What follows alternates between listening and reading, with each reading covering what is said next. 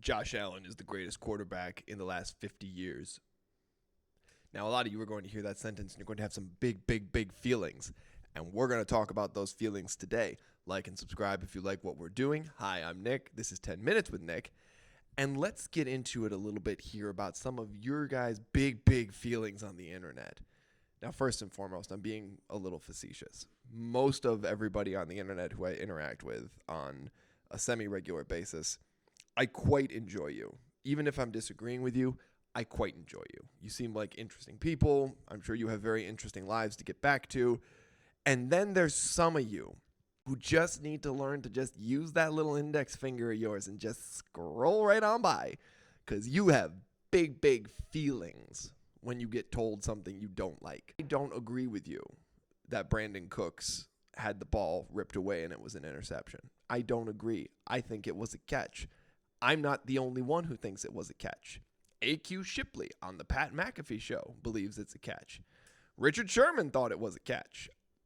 Diane Orlovsky thought it was a catch. The list goes on. I'm not going to argue with you and say that the call can be overturned. 100%.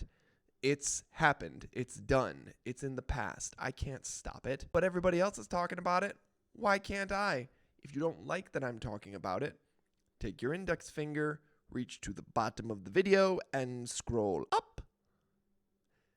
And let all those big feelings just fade away. And the next person who calls me a pseudo-intellectual, dishonest person, they are going to hear from my lawyer. My lawyer is me. And I will write a very sternly worded comment to you. Guys, the internet's not that big a deal. Like, go outside. Breathe in the fresh air. If you live in LA, don't breathe the air too deeply. But, go outside regardless. Now, that said, there was something that was sort of getting under my skin that I wanted to talk about in this world of big feelings we all seem to be having. People are getting really upset about what they view as glazing Josh Allen, protecting him from all criticism, because they see Josh Allen as this figure who they're not allowed to even insult because people will come to his defense. And it's true. There are some people who are big Josh Allen fans. I'm going to think of a key one, his wife, Haley Steinfeld. I would argue that Josh probably requires no other fan. But I think we're getting a lot of things mixed up here when we talk about glazing. Glazing is not recognizing that Josh had a bad game. He did. But it's not saying that he also had the kind of game that almost overcame those interceptions and fumbles that he had.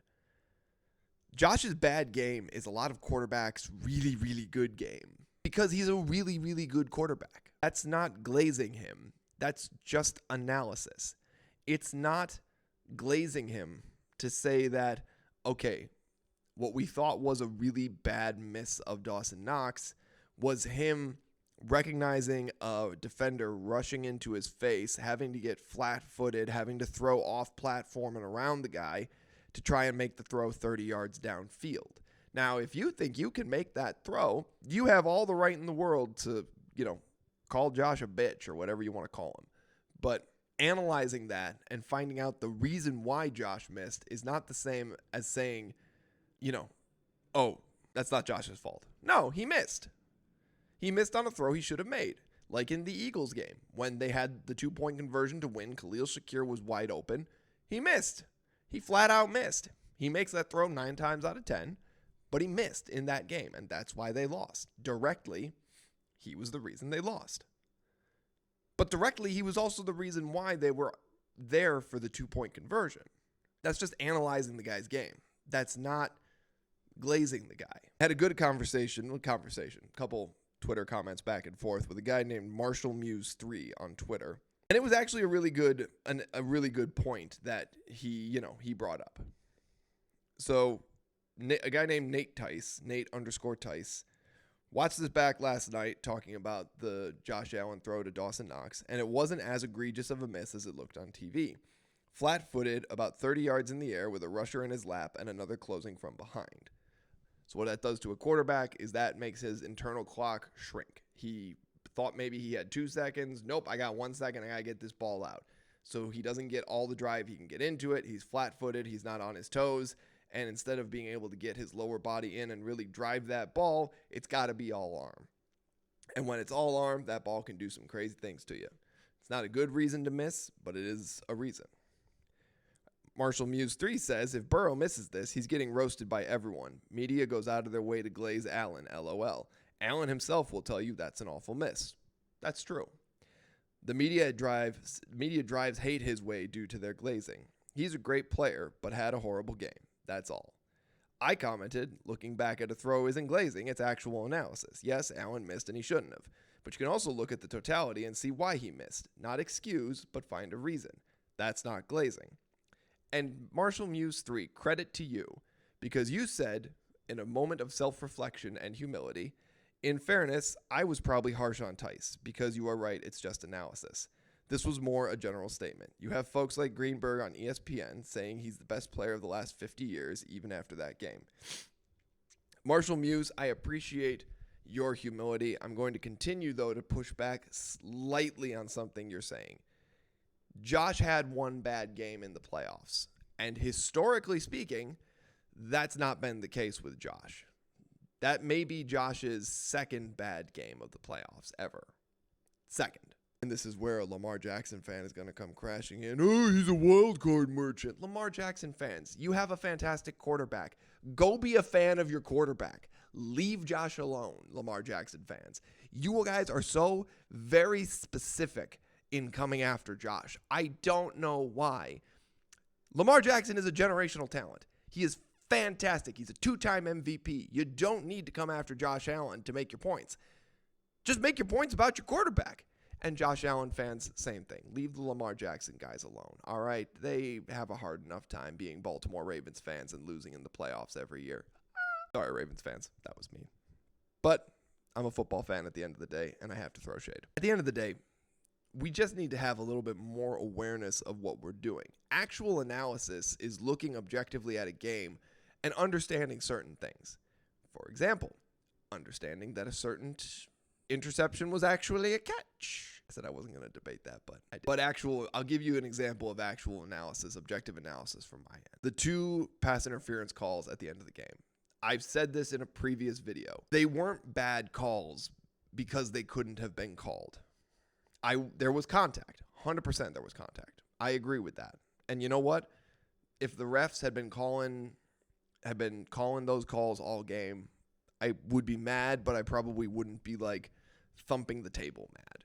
I am mad because those calls were made at a pivotal point in the game and essentially leveraged the game such that the Broncos couldn't lose. They leveraged the game so that the Broncos couldn't lose. Now, I don't think the refs did this in some nefarious conspiracy or something. I don't think they were trying to get the Broncos to win. That wasn't crossing my mind at all. But I do think Vegas could have had a hand in it. I do think it was rigged. And I do think when you're in bed with betting companies, it gives in those situations when a call like that is made, which is largely a judgment call, it opens the door for the appearance of impropriety. That's just my thought on it. Don't think they were trying to rig it for the Broncos. Not that the Broncos even asked it to be rigged for them. I don't think so. I think they rigged it for Vegas. Meaning that if the Bills were driving and all of a sudden the odds were swinging their way, man, what a great bad beat that would be for a bunch of bettors who were putting money down live, because you can do that with these betting apps now. You can bet live as you go. You swing the odds back the other way. You close it out for the night. Boom. Talk about a little bit of a payday. Look, if you think people are glazing Josh Allen, they're not, or at least anybody worth their salt. Is it Marshall Muse 3? I will disagree with you on your analysis that Josh Allen, you know what? I'll go with you even. I'll say that, Greeny's maybe a little effusive in his praise of Allen. But 9 out of 10 games, Josh Allen is the best football player on the field. That's just a fact. I'm sorry. He's 9 out of 10 times 9 or 8 out of 10 times, call it. 8 out of 10 times. 8 out of 10 games, he's the best football player on the field. And that's not debated by anybody with half a brain. You are correct. he had a bad game. But his bad game is a lot of people's really good games. And again, as I said, turnovers matter a lot in the box score. They don't matter as much moment to moment inside of a game. Meaning you don't sit there in overtime going, oh man, these 4 turnovers are really holding me back. No, because in that moment, that's all wiped away. It's 30-30. It's 0-0 effectively at that point. So all those turnovers are wiped away. They exist in the box score. They don't exist in the moment.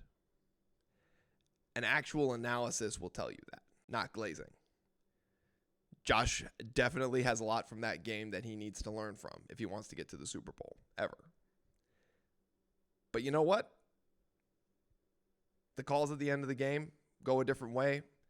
We're talking about Josh very differently. We're talking about a guy who overcame adversity to win the game.